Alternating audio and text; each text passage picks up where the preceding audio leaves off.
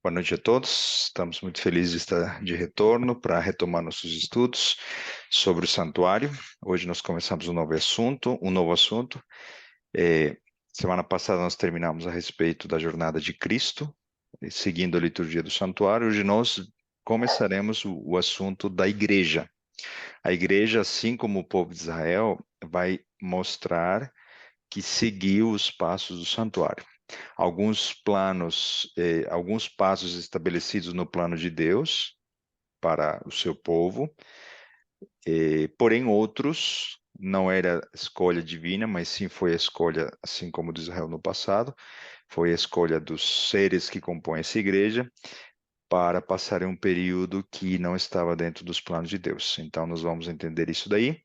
Provavelmente nós vamos precisar de um segundo estudo, certamente vamos precisar de um segundo estudo, creio eu que não um terceiro, tá bom? Para completarmos esse estudo. Do assunto em diante, né? O próximo estudo já será indo para o fim da nossa série, mas ainda dá tempo de você convidar alguém, porque sempre estamos trazendo alguma novidade, e nunca verdades novas, né? Todas são verdades que estão à luz da palavra de Deus.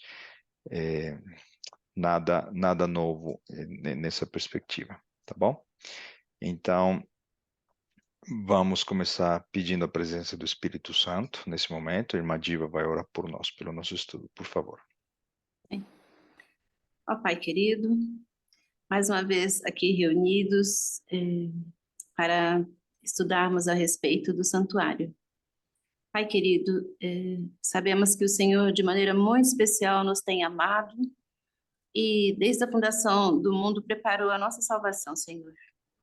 E nós te agradecemos por isso, agradecemos por seu tão imenso amor.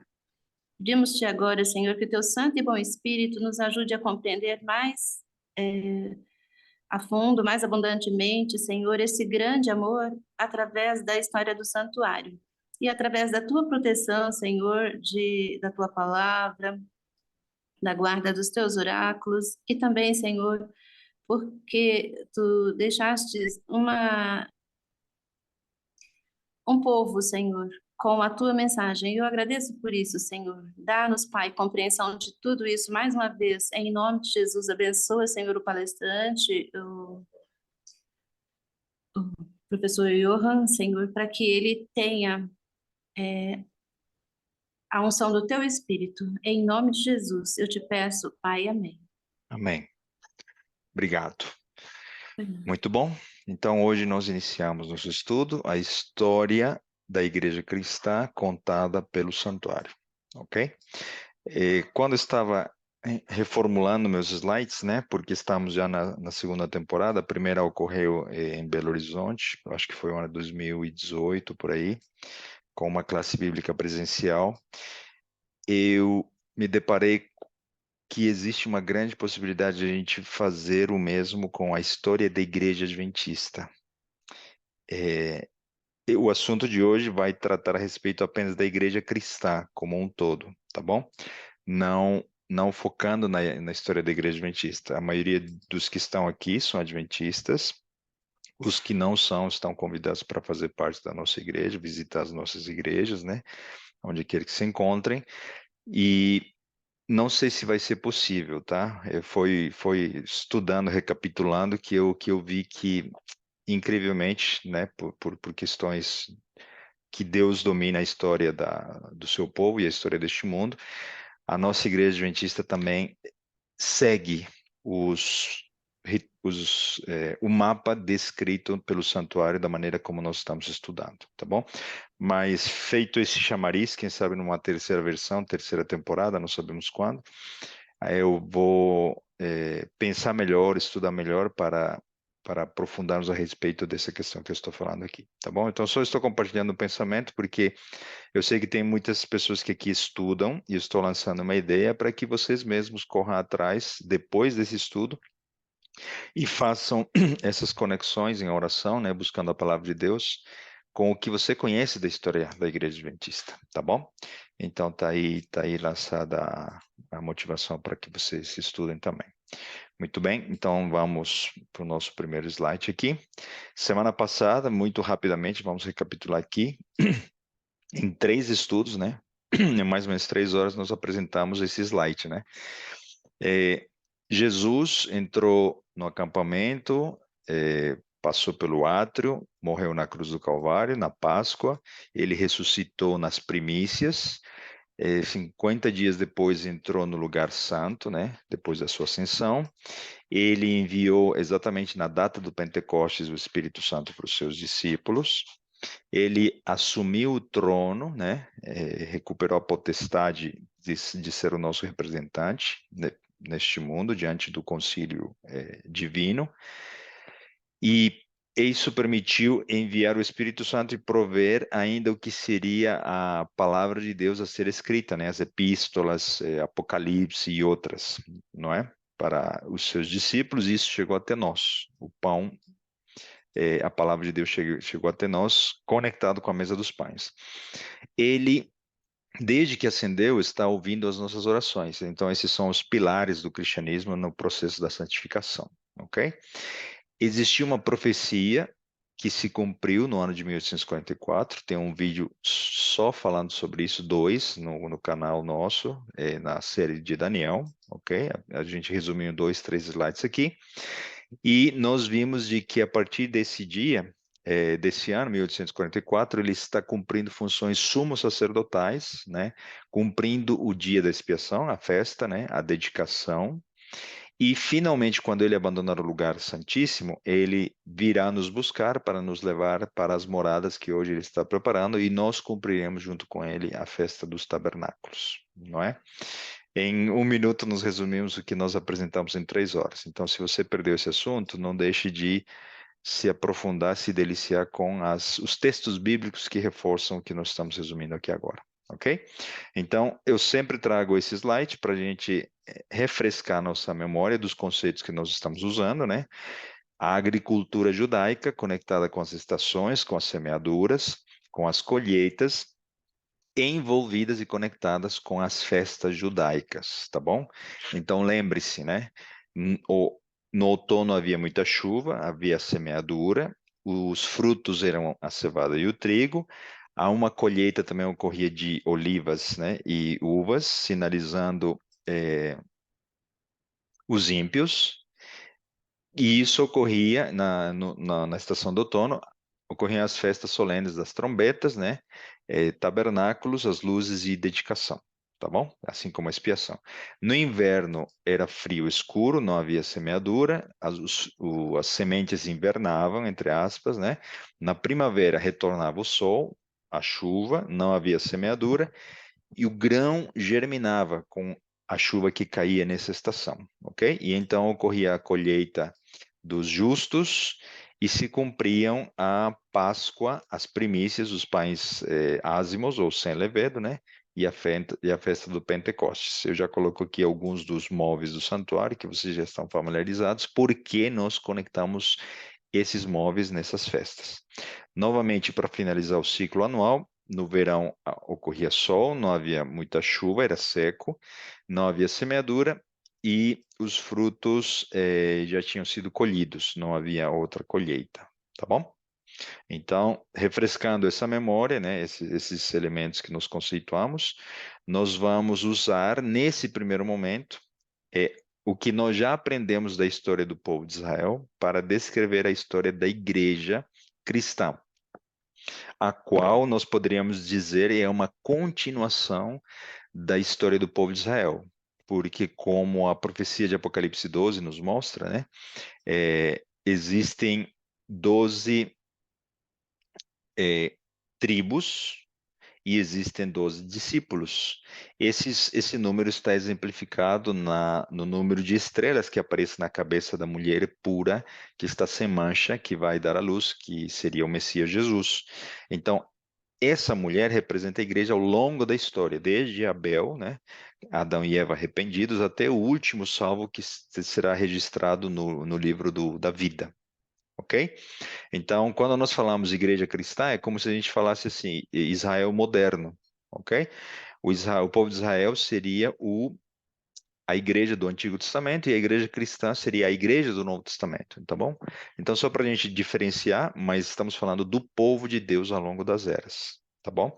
Então, esse slide é provocativo para a gente relembrar. Quem foi que semeou a semente da implantação ou do surgimento de um povo escolhido, no caso do povo de Israel? E, fazendo por comparação, quem seria aquele que semearia, né, colocaria semente de uma mensagem, de uma promessa, no caso da igreja cristã, ok? Então, a semente de Israel, né, foi Isaac e o sacrifício que ele sinalizou, que seria, na verdade, o sacrifício do Messias. Existe uma linda comparação entre Abraão equivalendo ao pai e Isaac equivalendo ao filho, ambos se entregando, né? Entregando seu filho, entregando sua vida, para mostrar em que consistia de fato a salvação, ok? Então, essa semente foi plantada por um semeador, Abraão, no caso do povo de Israel, né? E o pai, no caso da igreja cristã, quando o seu filho, de fato, morreu na cruz do Calvário. Ali, se 3 anos e meio depois desse evento, né, pela profecia de 70 semanas, ali se encerraria o ciclo do povo de Israel e se iniciaria o ciclo da igreja cristã. Ok? Então, essa conexão da semeadura é muito forte entre a história de Israel e a história da igreja cristã. Por isso que a cruz é o centro da história da humanidade em termos espirituais e é o centro também da história da mudança, né? Entre o Antigo e o Novo Testamento, ok? Uma renovação da aliança. A gente, pelo menos eu vejo dessa maneira, não uma nova aliança, nova em termos, porque é renovada, tá bom? Porque essa aliança, como bem colocou a irmã Diva na sua oração, essa aliança vem desde a fundação do mundo, a proposta de um amor incondicional pela humanidade, tá bom? Então, isso aqui passando bem rápido, tá bom? No caso de Israel, mas já pensem em Jesus, tá bom? E disse: Toma agora teu filho, o teu único filho Isaque, a quem amas. O texto é muito lindo, né? O amor está na relação intrínseca entre o pai e o filho aqui. O único filho, Isaque não era único. Ismael já existia. Então Jesus também é unigênito. Nós somos filhos de Deus por criação, né? Mas ele é único na sua espécie. Então ele foi, vai-te à terra de Moriá e oferece-o ali em holocausto sobre uma das montanhas que eu te darei. O Monte Moriá estava representando aqui o perdão, o Monte Calvário, tá bom? Ao terceiro dia, Abraão levantou os seus olhos. Quantos dias se passaram entre a morte e a ressurreição de Jesus? 3, né? Contando na contagem judaica, sexta, sábado e domingo, não é? Então, Abraão ficou de luto, o mesmo número de dias, tudo conectando, né? A verdadeira história era de Cristo e do Pai. A história contada na figura humana era de Abraão e Isaac. Então, ele caminhou triste, porque ele sabia que sacrificaria seu filho, né? Por isso, ele levantou seus olhos porque ele estava olhando para o chão, né? Então viu o lugar de longe. O pai, desde a fundação do mundo, já sabia que consumaria um sacrifício, né, na cruz do Calvário. Abraão pegou a lenha para o holocausto. Isaías tem vários textos que dizem de que o pai transferiu os pecados da humanidade sobre os ombros de Cristo, né? E colocou nos ombros do seu filho Isaque, figura do que seria Jesus. E ele mesmo levou as brasas para o fogo e a faca, e caminhando os dois juntos. Quem consumaria o holocausto, né, o derramamento de sangue, seria alguém na essência igual ao filho, o próprio pai. No caso de Abraão, foi impedido porque ele era uma figura apenas, mas no caso da cruz, uma questão muito profunda, nós não vamos ter tempo de apresentar tudo isso aqui agora, né? Seria o pai quem consumaria o sacrifício, porque Jesus sendo Deus em pessoa, ele não poderia morrer, ok? E não morreria apenas a sua humanidade, tá? Gênesis 22, 9 diz, né? Amarrou seu filho Isaque e o colocou sobre o altar, em cima, em cima da lenha. A lenha, o madeiro, a cruz que o próprio Cristo carregou, não é? Então vejam aqui na sequência o que nós vemos, Isaías confirmando, né? Castigado por Deus. Quem foi que castigou o filho? Espiritualmente falando, né? Simbolicamente foi o próprio pai. Por ele foi atingido e afligido. O texto é muito claro para dizer que Deus teve misericórdia de Abraão ao impedir que consumasse um sacrifício. Mas Deus foi especial ao escolher Abraão, porque foi o único ser humano que sentiu algo que o próprio Deus sentiu. O que é sacrificar o próprio filho, né? Então, por isso foi chamado o pai da fé, e não porque ele deixou Ur dos Caldeus, né, como demonstração de fé. Mas ele foi transpassado por causa das nossas transgressões, foi esmagado por causa das nossas iniquidades. O castigo que nos trouxe paz estava sobre ele, e pelas suas feridas fomos curados. Então, por que que a gente está dando ênfase ao sacrifício de Cristo aqui? Vejam mais textos. Todos nós, tal qual ovelhas, nos desviamos, cada um de nós se voltou para o seu próprio caminho. E o Senhor fez cair sobre ele a iniquidade de todos nós. O texto é muito claro. Por que que estamos falando disso se deveríamos falar da história da igreja cristã? Parece que estamos falando mais do povo de Israel. Porque essa semente é muito poderosa para iniciar um novo ciclo desse povo chamado agora igreja cristã. Tá bom? Isaac era a semente de uma geração que viria como cumprimento da descendência de Abraão. Neste caso, Jesus, fazendo concerto com muitos, né, de acordo com Daniel, na profecia das 70 semanas, ele faria aliança com muitos, né? A todos aqueles que aceitassem o seu sacrifício. Então, por isso estamos dando essa ênfase, tá? É óbvio, estamos olhando para o passado, a história de Isaac, mas estamos apontando para qual seria a semente que inauguraria um novo ciclo para a igreja cristã. Então, vejam, né? Vocês já pegaram a ideia, nos comparando Israel com a igreja cristã, ou a igreja de Deus, né? Nós temos Abraão representando o pai, Isaac representando o filho, o único filho, a expressão representa o filho unigênito, o altar do sacrifício, né, no Monte Moriá, representa a cruz do Calvário, o luto de 3 dias no sepulcro, Isaac levou a lenha, assim como Jesus levou o madeiro até a cruz, Isaac é colocado sobre a lenha e Jesus, todos os pecados são colocados sobre os seus ombros, né, e ele cravaram, né, pregaram suas extremidades na madeira, na cruz.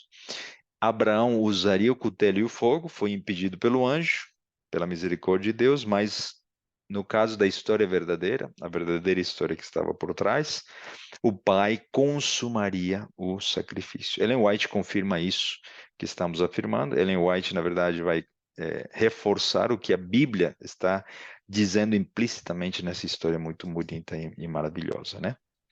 Então, a morte de Cristo é a semente da igreja que estaria sendo renovada, da versão o povo de Israel ficando para trás agora, sendo chamada de igreja apostólica no seu início da sua jornada.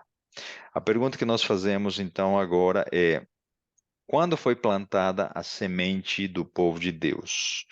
Ou a semente de Israel? Quando nós vamos para Gênesis, né, nós vemos aqui, e disse: por mim mesmo jurei, diz o Senhor, porquanto fizeste esta nação e não me negaste teu único filho, né, a sua descendência, que deveras te abençoarei, ok? E grandissimamente multiplicarei a tua descendência como as estrelas, e em tua descendência serão benditas todas as nações da terra. O que Deus está dizendo aqui na figura de Isaac é apenas um pálido exemplo. Na verdade, o que Deus está querendo dizer para todas as gerações é que em Jesus, o descendente verdadeiro de Abraão, de Isaac, seriam benditas todas as nações, não em Isaac, né? No descendente de Isaac, que seria Jesus. Dessa maneira, por favor, não pensem que estamos focando de novo em Israel, mas precisamos conectar para entendermos a história da igreja cristã. Nós temos a genealogia, né? Abraão, Isaac e Jacó, 12 filhos, formando uma grande nação que seria abençoada por Deus, não é? Então, quando nós vamos para Gálatas 3,16, vejam o que diz, né? Essa conexão dos descendentes. Ora, as promessas foram feitas a Abraão e ao seu descendente, está dizendo de Isaac, obviamente, né? Não diz aos seus descendentes, como se referindo a muitos, mas exclusivamente ao descendente. E agora aqui Paulo está pensando em Jesus, não está pensando em Isaac, transmitindo a informação de que se trata de uma só pessoa, que é Cristo. É como se até agora, nesses slides que eu apresentei, nós estivéssemos explicando o que Paulo quis dizer em Gálatas 3,16, não é? Cumprimento de Gênesis 3,15, o descendente da mulher que viria para esmagar a cabeça da serpente. E se sois de Cristo, então sois descendentes. Por quê? Porque nós fomos enxertados na linhagem de Abraão pela graça mediante a fé, não é? Somos descendentes ou somos parte dessa semente de Abraão e plenos herdeiros de acordo com a promessa. Nessa perspectiva, toda a humanidade se constitui, né, filhos de Deus por criação, mas apenas pela fé, né, abraçando essa graça, nos tornamos filhos espirituais do Pai ao abraçar e ao receber esse presente chamado o sangue de Cristo, tá bom? Então é interessante que o número do povo de Deus, né, ele coincidiu com 12 filhos de Jacó, o mesmo número dos filhos de Israel. Acho que eu tenho um melhor slide para representar isso, né? Nós temos aqui a semelhança, né, entre o número de filhos de Jacó e o número de discípulos que Jesus escolheu. Vocês acham que Jesus fez uma escolha arbitrária? Ele poderia ter escolhido um outro número? Ele sabia que precisava escolher 12, ok? Tanto é que quando Judas, não foi por plano divino, obviamente, né? Ele morreu, se perdeu, etc. Os apóstolos, conhecendo as intenções de Jesus, eles repuseram a peça perdida, né?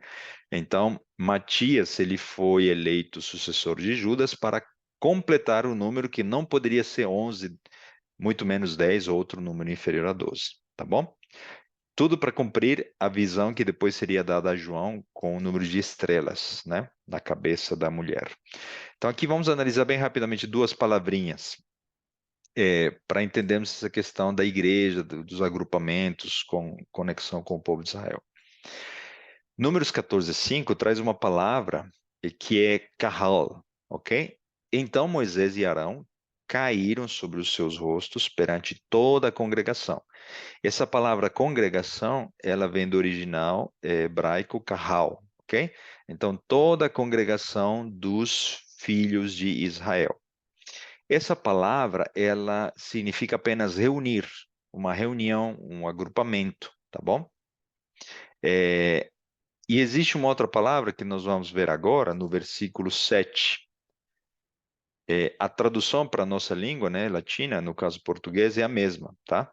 E falaram a toda a Edá, que para nós foi traduzido também como congregação, dos filhos de Israel, dizendo: a terra pela qual passamos a espiar é terra muito boa. Então, nesse caso, esta palavra Edá está trazendo a relação a uma assembleia, a uma congregação, na perspectiva de juntar as tribos, tá bom? Aqui ela é usada no aspecto não espiritual, ok? É apenas uma reunião de vamos ter uma assembleia, vamos ter uma reunião, um agrupamento. Existe um texto bíblico em Êxodo 12:6 que descreve que Deus está ordenando, né, e está pedindo para guardar as festas solenes até o 14º dia daquele mês. E todo o ajuntamento da congregação, parafraseando aquele texto, ali está sendo usada também a mesma palavra edá. Bom, qual é o equivalente a esse texto no livro de Atos? De sorte que as igrejas eram confirmadas na fé e a cada dia cresciam em número, cresciam em agrupamento, em número de membros, etc. Tá bom? Então, no aspecto quantitativo, né, nós poderíamos comparar e fazer uma simetria entre o número, perdão, as palavras congregação, que nós limos em Números 14, 5 e 7, né? E o livro de Atos, capítulo 16, 5. Então, houve uma multiplicação, o número dos descendentes das tribos de Israel foi grande, numeroso, e depois do derramamento do Espírito Santo, o crescimento da igreja também foi grande e marcante, ok? Réplica, de novo, daquela visão que conectaria no símbolo que está sendo ilustrado aqui, né? 12 estrelas como coroa da cabeça dessa mulher, ok? Então, aqui vamos fazer uma pergunta nesse caso, né? Quando se estabelece, então, a fundação ou o que poderíamos dizer o início da igreja do Antigo Testamento na versão Povo de Israel? E quando no caso do Antigo Testamento? Ok? Então, lembra-se que a gente falou da semente e das plantas que precisam germinar conforme as estações? Então, aqui, Isaac foi a semente para o povo de Israel e Jesus foi a semente para a igreja cristã.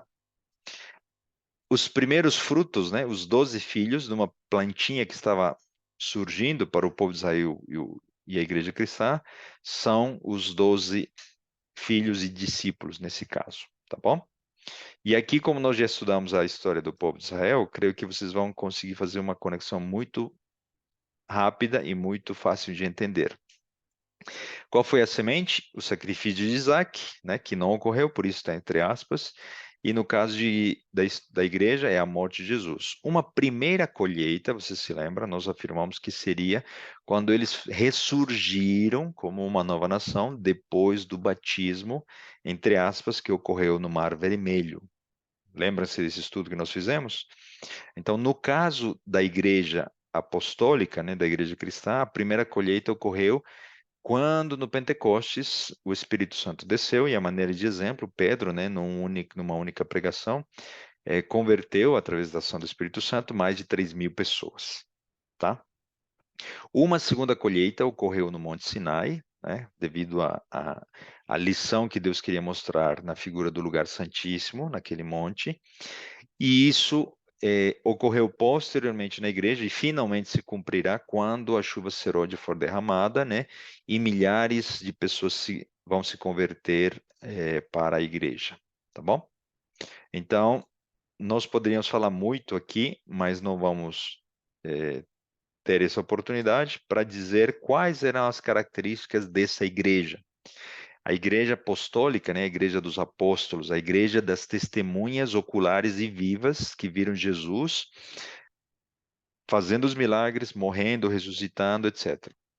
Uma igreja que compartilhava tudo que eles tinham, que viviam a fé, que nada era mais importante do que a pregação do evangelho. Essa igreja teve sua primeira colheita com esse número crescente de membros, né? Na Ásia Menor e os gentios que estavam aceitando essa mensagem. Porém, vocês sabem e conhecem que as estações mudam no calendário judaico, né, da agricultura, e o inverno ele chegaria, tá bom?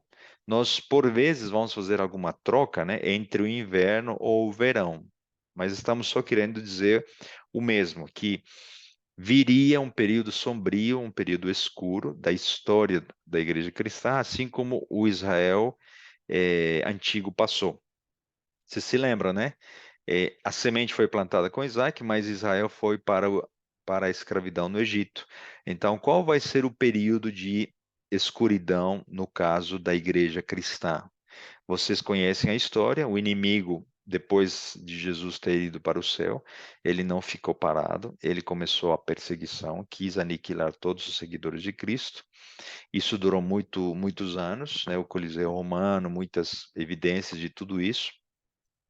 E ele depois mudou a estratégia, né? Ele mudou para deixar de perseguir, porque vendo que o mártir era morto, milhares de pessoas se convertiam ao cristianismo, então ele começou a plantar as mentiras, né, misturadas com a verdade, e paganizou o cristianismo. Então, a igreja entrou num declínio, tanto pela perseguição, mas não tanto por ela, né, mas sim pela mudança das verdades, pela apostasia que ela passaria, tá bom? Então, primeiro, Roma imperial estaria no centro das atenções dessa perseguição, e posteriormente, Roma papal, quando ela se encargaria de mudar os tempos e a lei, como Daniel 7 bem descreveria, tá bom? Então, a história vocês conhecem muito bem, por isso não é nada novo, mas estamos conectando com o santuário. A estação seca, sem fruto, sem colheita, viria e a igreja seria perseguida, tá bom? Milhares de mártires, seguidores de Cristo, morreram, derramaram seu sangue e muitos anos depois, né, já misturado com essa questão do paganismo, com a apostasia da igreja, já mudando o nome para a Igreja Católica, né, Apostólica Romana, essa igreja cristã seria perseguida pelos reis, a Idade Média viria, né? Seria instaurada a Inquisição, nós vemos aqui a perseguição. O nome herege talvez, com certeza, era dado para os justos e não para de fato ímpios, como a igreja estava denominando naquele momento. Foram inventados, né, por malícia de Satanás, todos os instrumentos de castigo e tortura e perseguição contra aquela igreja, né, até pedir a mudança, né, de decisão ou de acusação contra a autoridade papal. Ok?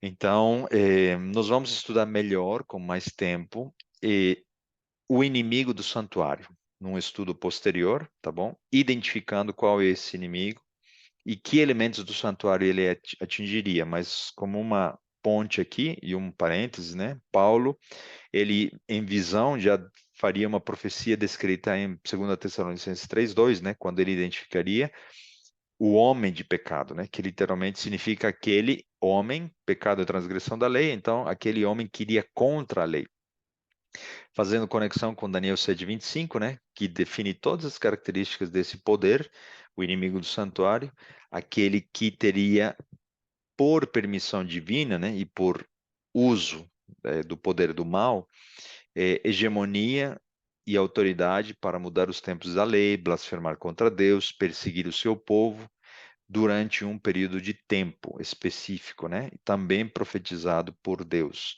Então, ele atacaria os justos e os venceria por um período definido e determinado por Deus, tá bom?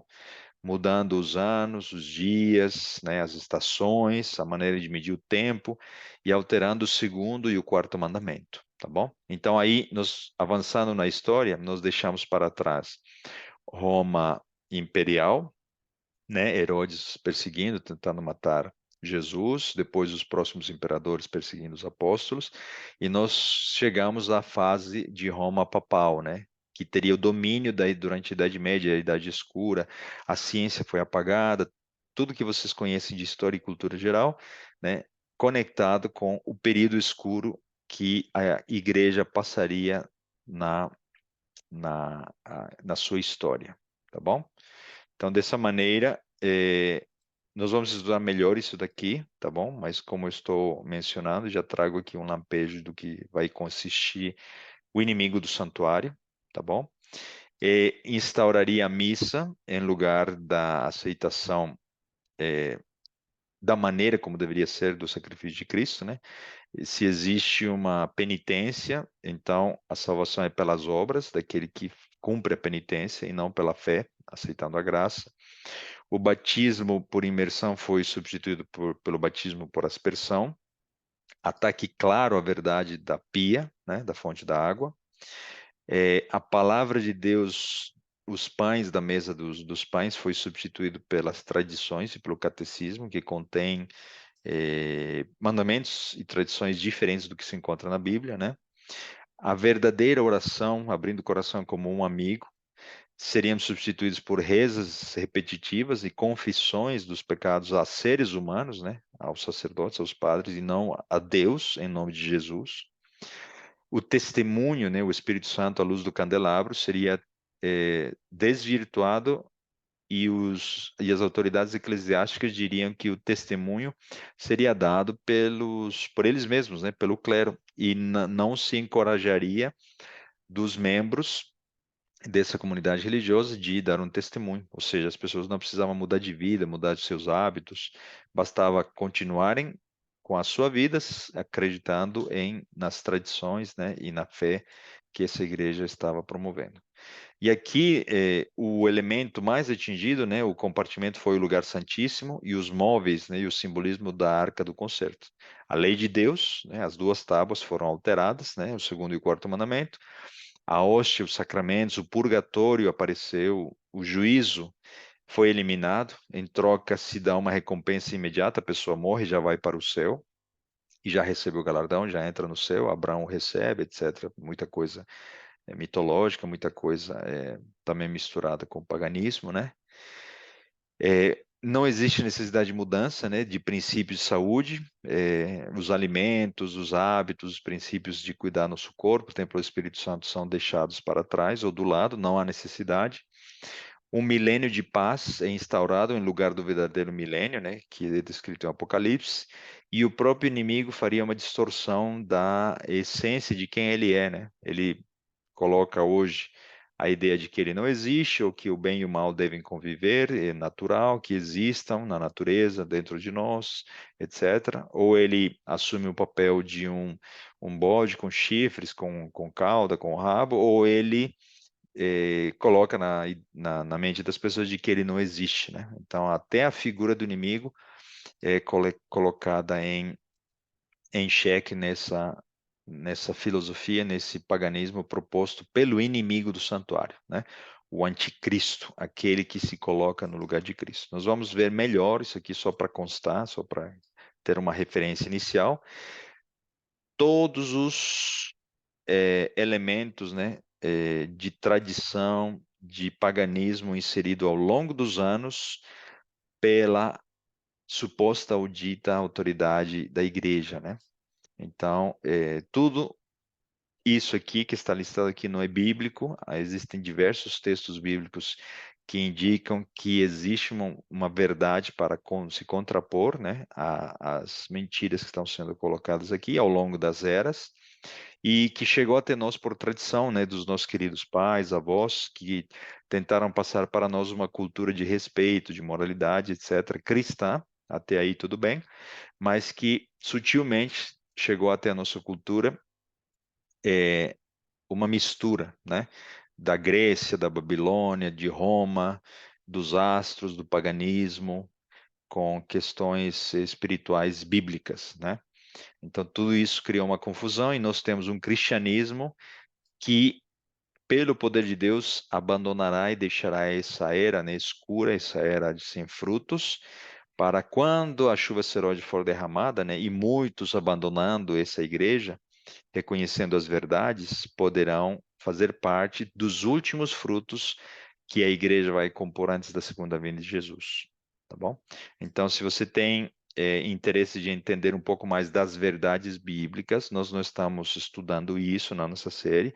Existe uma outra classe bíblica que ocorre às quintas-feiras. Quem é novo aqui pode me perguntar, eu passo os dados para você estudar as verdades bíblicas que são as que vão combater essas que estão listadas aqui, tá bom? Que não são bíblicas. Então, dito isso, nós voltamos à comparação, né? Então, assim como Israel passou pelo tempo escuro de escravidão no Egito, o inverno da igreja equivale à Idade Média, à Idade de perseguição, à Idade de paganismo cristianizado. Gerações e milhares de israelitas foram maltratados e mortos, e mais de 50 milhões de pessoas foram mortas, né? Nessas épocas de perseguição, inquisição, etc. tá? Então vejam como a história se repete, né? É interessante que, no caso de Israel, Deus enviou a Abraão, e Abraão era profeta, para quem não sabe, né? Uma profecia dizendo que a sua descendência seria escrava, né, e peregrina em terras estrangeiras por um período de tempo. Da mesma maneira, Deus deu a Daniel, o profeta, uma profecia de tempo sinalizando o fim da perseguição. Tá bom? Então, nós vamos passar aqui rapidamente também. É, mesmo um período indesejado na perspectiva dos planos de Deus, nós vemos aqui que Deus permitiu que isso ocorresse para o mal mostrar a sua cara, né, para o universo. Então, qual foi essa profecia que definia esse período de tempo? Daniel 12:7, né? E ouvi o homem vestido de linho que estava sobre as águas do rio, o qual levantou ao céu a sua mão direita e a sua mão esquerda, e jurou por aquele que vive eternamente, que isso seria para um tempo, tempos e metade do tempo. E quando tiverem acabado de espalhar o poder do povo santo, todas estas coisas serão cumpridas. Então, duraria quanto? Tempo, tempos e metade do tempo. Na simbologia, a maioria de vocês conhece, né? Um tempo equivale a um ano, tempos equivale a dois, né? Porque é o mínimo plural, e metade equivale a meio ano. Então, nós temos 3 anos e meio, o que equivale a 1.260 dias, tá bom? Então, existe um texto bíblico em Apocalipse que equivale a esse mesmo período de tempo. E a mulher fugiu ao deserto. Se uma mulher representa uma igreja, e ela está fugindo, então é o inimigo que está perseguindo a igreja verdadeira aqui, né? Onde já tinha lugar preparado por Deus para que ali fosse alimentada, cuidada, protegida por Deus durante 1.260 dias, o mesmo período profético que nós fazemos a leitura simbólica de Daniel, né? Então, como esses dias são simbólicos, mulheres símbolo, deserto é símbolo, aqui tudo é símbolo, né? Não é um alimento físico, é um alimento espiritual aqui. Então, nós temos 1.260 anos, cada dia equivale a um ano, né? Por números e Ezequiel, que nós não podemos mostrar aqui pela questão do tempo, tá? Um outro sinônimo desse mesmo período se encontra em Apocalipse 13:5. E foi-lhe dada uma boca para proferir grandes coisas e blasfêmias. Quem é esse poder? O inimigo do santuário, o equivalente ao chifre pequeno de Daniel 7, na figura aqui da besta que surge do mar, tá? E Deus-lhe poder para agir por 42 meses, que equivalem exatamente a 3 anos e meio, né? Cada mês, 12 meses, ou 1.260 anos. Para não demorar mais, né? No intuito de convencer você que está nos acompanhando aqui, né? Mas já deixar uma referência para os seus estudos. Vejam os 42 meses, 3 anos e meio, ou 1.260 dias, que equivalem a 1.260 anos, se encontram nesses textos bíblicos. Então vejam como Deus tinha muito claro: olha, essa perseguição teria um início e teria um fim por providência divina. Tudo tem um propósito, né? Não estava nos planos de Deus que essa igreja passasse por esse período, mas foi-lhe permitido ao inimigo vencer os santos e fazer tudo o que ele fez por esse período para que se fizesse justiça e se passasse para um outro ciclo, uma outra estação dentro do ciclo da agricultura simbólica, né, judaica, para iniciar uma nova fase dentro da história da igreja cristã, seguindo os planos definidos pelo santuário, tá bom? Então, em diagrama profético, né, de quando a quando foram cumpridos esses 1.260 anos?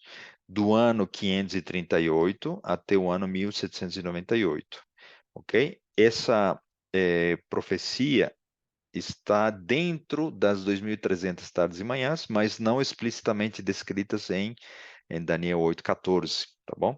Então, nós conectando Daniel com Apocalipse, nós entendemos de que a partir de quando o poder papal teve autoridade para perseguir, quando começou a lançar águas, né? Povos, multidões, nações e línguas em perseguição, quando dominou os reis, quando pela sua influência religiosa teve o controle da política E aqui, se não me engano, foi Clovis, né? Clodoveu, que foi um dos primeiros reis da França, que deu autoridade para usar os exércitos da França em perseguição aos supostos hereges. E o país que cederia esse poder temporal seria o mesmo que retiraria o mesmo poder temporal, né? A ferida mortal na Revolução Francesa, Napoleão Bonaparte enviaria Berthier, o general Berthier, para que naquele ano, 1798, marcasse o fim desse poder político-religioso e ficasse apenas com o poder religioso, né? E proferindo uma ferida mortal ao simbolismo de Apocalipse 13, tá bom? Então, nessa perspectiva, esse é o cumprimento dos textos bíblicos que eu mostrei no slide anterior, tá bom? Agora vem uma pergunta. Para onde foi Israel quando foi libertado do Egito? Vocês conhecem muito bem, né? A resposta é para o deserto. No caso da igreja, né? Para onde foi que a igreja foi quando terminou a perseguição de Roma papal? Creio que quem já é adventista há mais tempo conhece, né, o que Apocalipse vai dizer para nós. Não foi para um deserto, para um lugar desabitado, né? E que na simbologia apocalíptica seria um lugar chamado terra, né? Vejam, e foram dadas à mulher duas asas de grande águia para que voasse para o deserto, ao seu lugar, onde é sustentada por um tempo, tempos e metade de um tempo, fora da vista da serpente, tá? Então, Apocalipse 12 nada mais está fazendo conexão com o que ocorreria com o povo de Israel. Vejam o que está aqui em Deuteronômio, né? 32, e diz: achou-o numa terra deserta e num ermo solitário cheio de uivos, cercou-o, instruindo e guardando, como a menina do seu olho. Como a águia desperta a sua ninhada, move-se sobre os seus filhos, estende as suas asas, toma-os e leva-os sobre as suas asas. É bonito, né? Apocalipse seria a aplicação que Deuteronômio está mostrando aqui como símbolo do cuidado que Deus tem para com o seu povo. Em primeiro momento no deserto, no Israel antigo, e depois quando Deus protegeria, levando esses cristãos perseguidos para a terra, né, um lugar onde não havia povos, multidões, nações e línguas, nos referindo ao símbolo dos Estados Unidos, terra, né, em Apocalipse 13. Assim só o Senhor o guiou e não havia com ele Deus estranho. Ok? Então, avançamos e colocamos mais uma linha, né? Israel foi levado ao deserto. E a igreja terminou a perseguição e ela foi permitido que ela achasse um lugar, né, seguro, com liberdade, para que ela pudesse se multiplicar, né, criar e se expandir para o mundo inteiro. Nos Estados Unidos da América, o país da liberdade, de onde surgiram vários missionários levando a mensagem protestante, da igreja cristã, da graça, da fé, do sacrifício de Cristo para o mundo inteiro. A história se repete ao pé da letra, né? Isso é muito interessante. Vamos adiante. O que diz aqui o texto bíblico em Apocalipse 11? Nessa questão do fim da perseguição, né? Da perseguição que estava ocorrendo lá, e as cenas da Revolução Francesa, né? Apocalipse 11 diz o seguinte: e darei poder às minhas duas testemunhas, e profetizarão por 1260 dias, vestidas de saco. A Bíblia, né, equivale aqui às duas testemunhas, Antigo e Novo Testamento, elas foram retiradas, né, da presença dos cristãos e ficaram sob o controle do clero. E, embora tivessem escondidas ou apagadas, elas ainda estavam dando testemunho nesse período escuro, né? Estas são as duas oliveiras e os dois castiçais que estão diante do Deus da terra. Por que que nós acreditamos dessa maneira? O estudo não é esse, nós estamos estudando Apocalipse, mas vejam o que diz, né? João.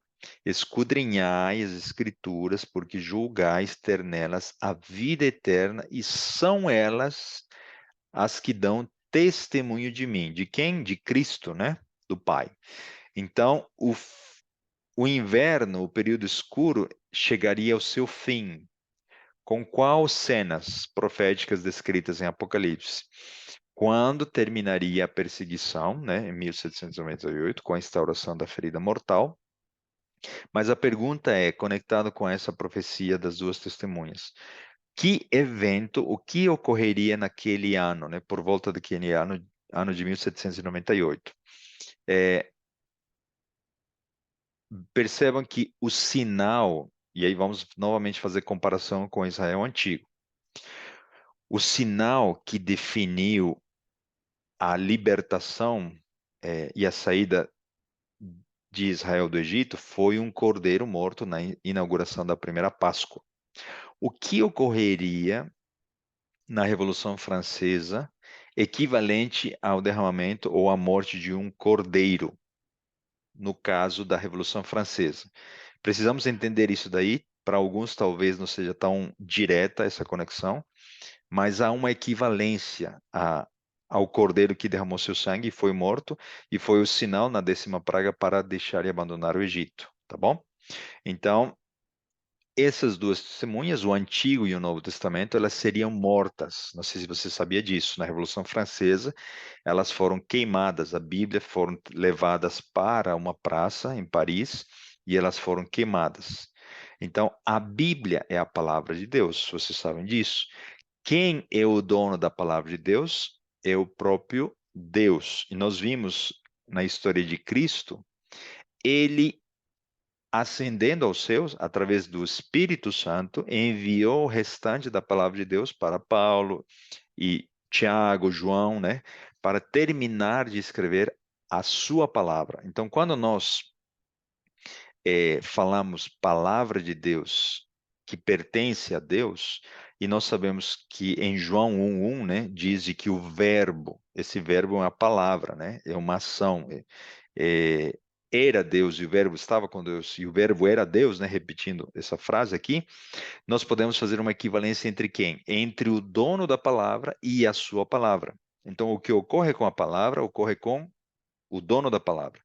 De maneira que o que ocorreu com o Novo e Antigo Testamento, as duas testemunhas, na França, estaria ocorrendo simbolicamente com o próprio dono da palavra, que seria Cristo, tá bom? Isso é meio que óbvio, né? Quem recusa a palavra de Deus está recusando o próprio Deus. O que foi feito contra a sua palavra seria diretamente sendo feito contra o próprio Filho de Deus, tá bom? Então, só para vocês entenderem, vejam o que diz aqui, Apocalipse 11. Quando eles tiverem, então, concluído o testemunho que devem pregar, está falando das duas testemunhas, né? A besta que surge do abismo, e essa besta está tendo uma aplicação direta na França. O abismo é um lugar escuro que vem do ateísmo, da negação da existência de Deus. É um lugar onde não está a Bíblia, não está a palavra de Deus. Então, tudo que é relacionado, né? O inimigo com essas características, a Revolução Francesa negando a existência de Deus, promovendo o ateísmo, as atacará e, prevalecendo contra eles, os ferirá de morte. Ou seja, é, o sangue do cordeirinho está sendo aqui equivalente, sendo representado na França. Até porque o texto bíblico faz uma relação entre o Egito com a França, né? Para quem estuda já é melhor esses textos. Na verdade, estou colocando eles aqui. E os seus cadáveres, de quem? Do Antigo e do Novo Testamento, depois das Bíblias terem sido queimadas, né? Ficarão expostos na praça da grande cidade que simbolicamente, espiritualmente se chama Sodoma e Egito. Egito, por quê? Porque o faraó negou a existência de Deus. Quem é o Senhor, né? Perguntou várias vezes para Moisés e Arão, negando conhecer quem era o Deus de Israel, né? Então a França fez a mesma coisa, negou a existência de Deus, depois dessa revolução, onde, da mesma forma, foi crucificado o seu Senhor. O que que o texto bíblico está dizendo? O que eu estava tentando explicar para vocês. Se a Bíblia foi queimada, quem estava sendo crucificado? O dono, o autor da palavra de Deus, o próprio Senhor. Ok? Então, por isso, nós podemos fazer essa conexão no santuário, que o início do deserto seria o cordeiro sendo morto no dia da Páscoa, na última praga. E neste caso, iniciando o fim do período escuro, do inverno, né, indo para um deserto, para os Estados Unidos da América, um lugar sem pessoas, né, um lugar desértico, nós temos o quê? Quem estaria sendo crucificado? Indiretamente, o próprio Cordeiro, o próprio Jesus, através da morte da palavra de Deus, ok? Então, um ataque mortal foi preferido contra a palavra de Deus, contra o próprio Filho de Deus, o autor, né?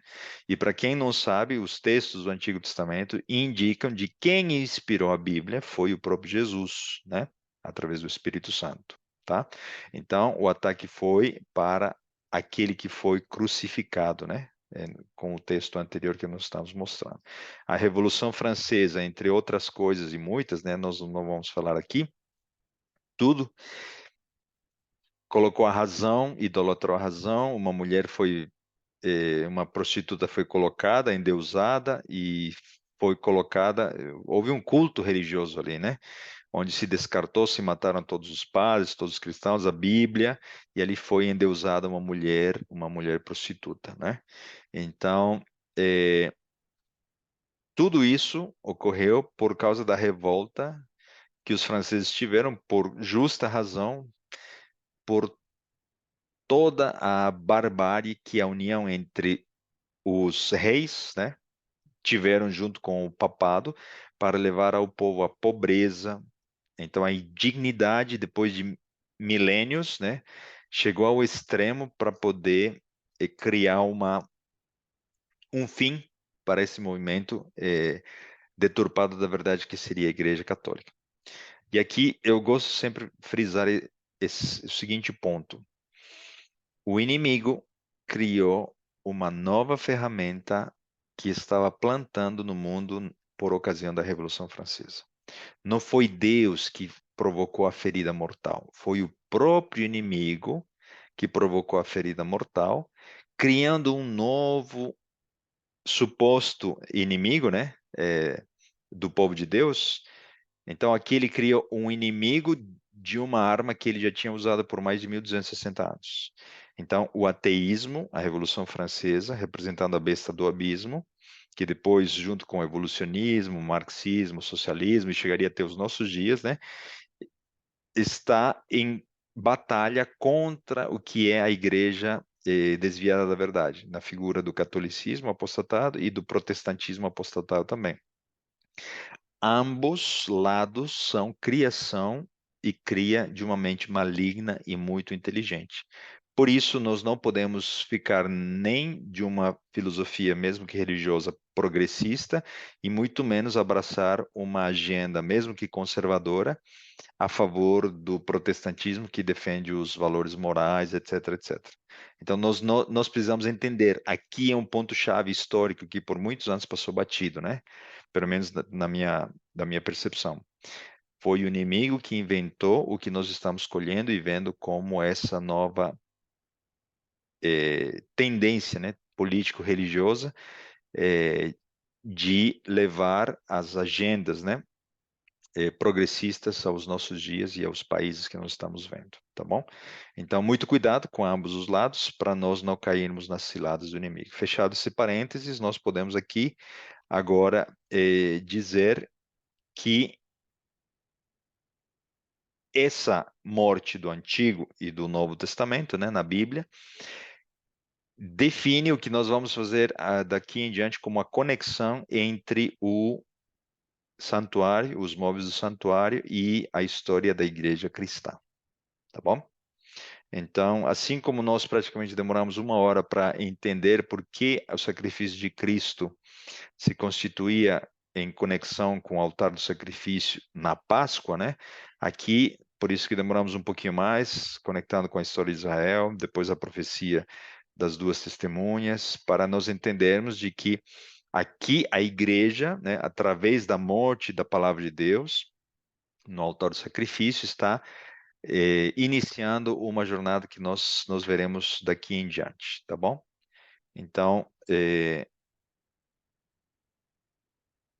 só os textos para provar, né, que porque Egito está conectado com a França. Faraó disse, né, quem é o Senhor? Ele negou a existência dele, né? Cuja voz eu ouvirei para deixar ir Israel. Não conheço o Senhor. Ele negou. Ele tinha ouvido falar. Ele faz uma declaração por escolha própria de negar a existência de Deus, né? Nem tampouco deixarei ir a Israel. Então, o que fez a França? A França, na Revolução Francesa, faria o mesmo. Diria que se a sociedade francesa ficou, né, pobre, empobrecida, por causa da religião, da Bíblia, dos líderes religiosos e da, e da família real, né, que exploraram esse povo por milênios, então eles negariam essa religião que os levou a essa realidade, né? Então, por isso que em 1793 eles fizeram aquele ato solene na Assembleia Constituinte Francesa de negar a existência de Deus e a Bíblia foi proibida na França, tá? Jesus foi chamado de maldito. Voltaire, né, o filósofo francês, ele diria, né, estou cansado de ouvir dizer que 12 homens estabeleceram a religião cristã. Apenas um homem, referindo-se a ele, né, bastaria para suprimir ou eliminar essa religião cristã. E depois ele, obviamente, não viveria para ver. A casa onde ele morou se converteu nos depósitos da Sociedade Bíblica, né? Depois que as duas testemunhas ressuscitaram, né? Então, a França foi a nação que entregou o poder temporal à Roma papal e foi o poder que retirou, tá? É uma nação particular porque se ergueu como república usando a negação da existência de Deus em rebelião direta contra Deus, né? Instaurou uma semana de 10 dias, só para dizer que a semana de 7 dias inventada pelo cristianismo não levaria a nada. Durou pouco, as pessoas adoeceram, eles retornaram à condição inicial, né? Então, ela poderia bem ter sido outra nação, ter outro fim, outro destino, mas escolheu o seu destino da maneira como ocorreu, tá bom? Então, estou passando aqui uma parte que já tinha comentado. Vejam o que diz o texto. Na sequência, assim como Cristo ressuscitou depois de 3 dias, né? O que aconteceu com o Antigo e o Novo Testamento? E depois daqueles 3 dias e meio, o Espírito de vida que veio de Deus, né? Vindo de Deus, entrou neles. Em quem? No Antigo e no Novo Testamento, as duas testemunhas. E puseram-se sobre os seus pés, e caiu grande temor sobre os que os viram. Então, quando se cumpriu esse período de tempo, esses 3 anos e meio ocorreu a partir do decreto da Assembleia Legislativa Francesa, né, de que Deus não existe, as Bíblias foram queimadas, em 11 de novembro de 1793. E saibam, né, aqueles que talvez por curiosidade, o número 11 é um número do paganismo, né, do inimigo na numerologia satânica. 3 anos e meio depois, exatamente como predito em Apocalipse, né, a própria Assembleia aboliu o decreto, tá bom? E então a Bíblia voltou a circular. Então, em 17 de junho de 1797, ocorreria a autorização para que a Bíblia retornasse, tá bom? Então, assim como Jesus ressuscitou, o seu corpo, né, a sua palavra, o pão, estaria ressuscitando pelo seu poder as duas testemunhas, tá bom? Então, a ressurreição da Bíblia, em comparação com a ressurreição de Cristo, ocorreria em conexão com a festa das primícias, tá bom? Então, já estamos chegando ao fim do nosso estudo. Vejam que, assim como nós fizemos com a igreja, né, estamos fazendo com a história de Cristo, a Bíblia passou por um período de sua morte, ela descansou por um período de tempo, né, cumprindo o descanso de Cristo no sepulcro, né, os pais asmos. Ela ressuscitou e depois seria derramada com intensidade quando ela voltaria a ser impressa, divulgada, depois de ressuscitar, né? E chegaria até os nossos dias como o livro mais lido, mais traduzido da história da humanidade, mesmo sendo o mais atacado e o mais questionado, tanto pela ciência, pela história, por qualquer ação e filosofia e religião que o homem possa inventar, né? Então, depois de um período seco, né, de 1260 anos, nós agora vamos, no estudo da semana que vem, ver o que vai equivaler às festas do outono. Porque vocês já sabem, essas festas, né, Páscoa, Pães Ázimos, Primícias e Pentecostes, são as festas da primavera, tá? E depois nós vamos estudar quais seriam as festas com um cumprimento que sempre aponta para a segunda vinda de Cristo, tá bom? Então, se a gente pudesse também fazer uma conexão com as 7 igrejas, né? E as estações que nós estamos vendo, junto com os selos de Apocalipse, nós vemos que a semente foi plantada, né? Com a cruz de Cristo. Essa igreja, a igreja apostólica, equivale à igreja de Éfeso, equivale ao cavalo branco, né? O primeiro dos 4 selos. Um verão seco e infértil se seguiria, né? A igreja seria perseguida, o cavalo vermelho, preto e amarelo, né? Sangue sendo derramado, a morte dos inocentes, né? Dos mártires, e a retirada da palavra de Deus, o alimento, né? A palidez do cavalo, simbolizando de que essa igreja estaria sem o alimento espiritual. Percorrem as igrejas de Esmirna, Pérgamo e Tiatira. Tá bom? Então veja que tudo está conectado, né? Maravilhosamente conectado, de maneira que nós não podemos, Deus não nos permite errar quando buscamos a Ele na Sua palavra e quando nós podemos dizer, olha, o santuário já nos dava luzes para entendermos a história da igreja, tá bom?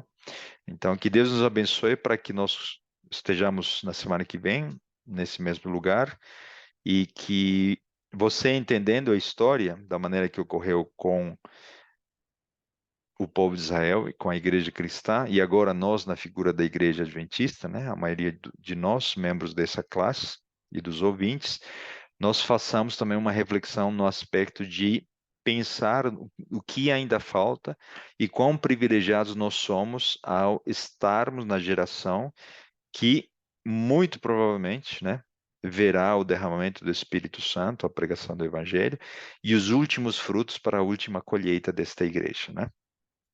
Nós fizemos escolhas erradas, nós também, como igreja adventista, passamos por um período depois de 1844, né? Como eu disse, estou ainda com alguns insights por aqui.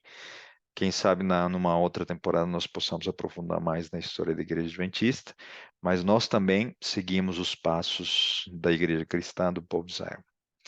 Deus está no controle da história, da nossa igreja, ela será vencedora, e Ele está no controle da nossa vida também, por isso nós podemos confiar, né? E com esse pensamento nós vamos fazer uma oração para terminarmos. Querido Deus, nosso bom Pai, Senhor, muito obrigado por esses momentos, porque podemos entender a Tua palavra, entendemos como até mesmo a história da igreja foi predita pelo santuário, o Senhor foi muito sábio ao definir os passos da história, nem mesmo o inimigo consegue mudar as ferramentas e mudar a história já descrita no santuário. Por isso, nós queremos pedir o perdão dos nossos pecados, queremos pedir um direcionamento para os elementos salvíficos que estão no santuário, para que nós, membros de uma igreja, de uma comunidade, façamos diferença nela, para que breve a mensagem que o mundo precisa ouvir seja dada e assim Jesus possa voltar também.